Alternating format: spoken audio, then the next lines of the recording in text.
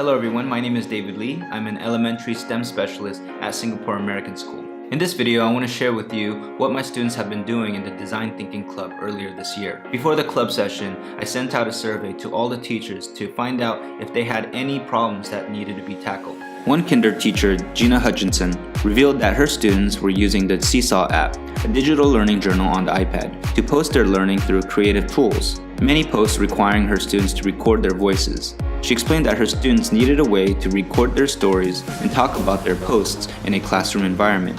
The goal would be to produce recordings that would be clear, easy to hear, as well as reduce the noise from the classroom in the recordings. In the empathize phase, my 4th and 5th grade students performed empathy work, interviewing not only JENA Hutchinson, but also Jessie, another teacher in the kinder learning community. We also had a discussion on some interview principles to help them get the most out of the empathy work, such as asking why, inciting stories, having a conversation instead of a formal interview, listening carefully and not judging, taking detailed notes, and be deliberate in developing and sequencing questions. With Ms. Hutchinson, students asked questions that help them better understand how her students use their iPads and their developmental abilities. With Ms. students gained new understandings and insights about the classroom environment that the kinder students learned and worked in. Using their findings and insights, students developed a problem statement that they would use to guide the rest of their design thinking process. Here's an example problem statement. Kinders need a colorful recording booth that is easy and comfortable to use, occupies little space, and only records their voices and not their classmates around them. Next, students brainstormed and sketched multiple solutions to the problem statement, initially going for quantity, not quality, and encouraging wild ideas. They got to work with partners, so it was very important for them to apply the ideation principles, such as staying focused, deferring judgment, and building upon the ideas of others. Once they generated a large quantity of ideas, they started to use convergent thinking, resulting in one prototype idea that they wanted to move forward with and start building. In the prototype phase, students started to make their ideas into reality.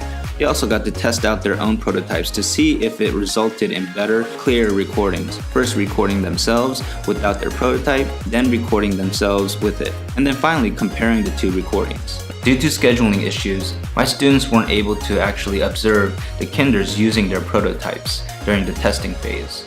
Instead, I brought the prototypes to the kinders, made observations, and wrote down all the detailed feedback that I got from the kinders.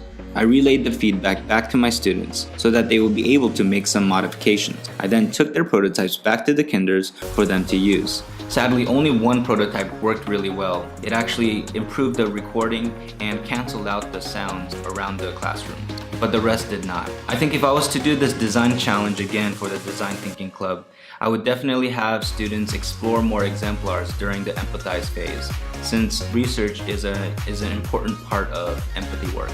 I've seen a lot of really cool recording tools for the iPad online, but I kind of wanted to see what my students would be able to come up with themselves. But after doing the challenge, I think it would have been better if my students were able to explore exemplars, since that's part of the inquiry process. And I think these exemplars would have revealed some practical features for their voice recording enhancing tool.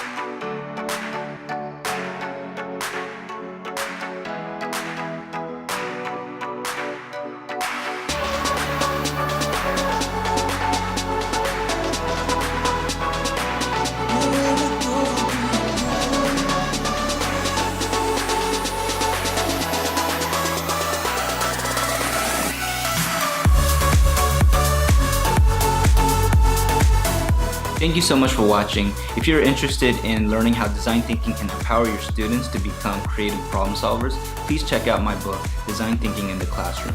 The link will be in the description below. Please click the like button, subscribe to the channel for more videos like this, and I'll catch you on the next one. Peace.